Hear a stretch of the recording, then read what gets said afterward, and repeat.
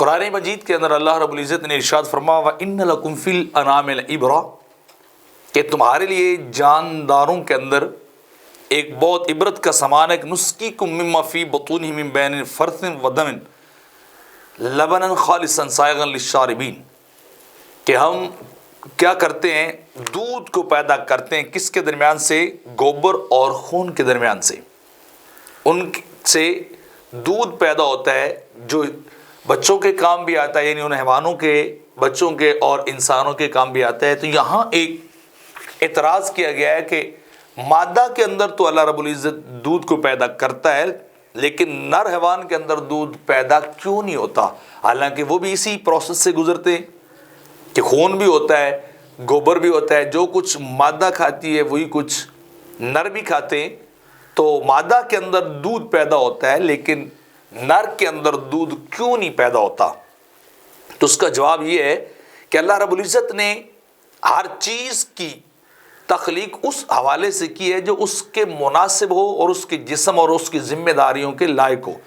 یہ نہیں ہے کہ اللہ نے ان کے جو لائق ہے اس کو چھوڑ کر الٹ چیز انہیں دے دی ہو اور وہ ان کے باڈی سے ان کے جسم سے میل ہی نہ کھاتی ہو، مناسبت ہی نہ رکھتی ہو.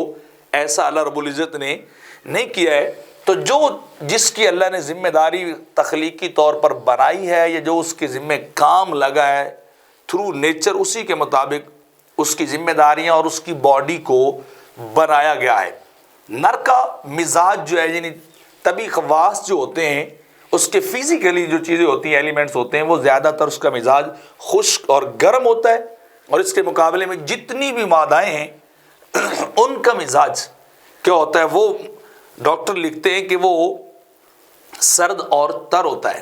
یعنی اس کے باڈی کے اندر رطوبتیں پائی جاتی ہیں مادہ کے جسم کے اندر، اور ان رطوبتوں کا فائدہ جو ہے وہ کیا ہوتا ہے؟ وہ یہ کہ ان رطوبتوں سے، وہ ریشوں سے بچہ پیدا ہوتا ہے.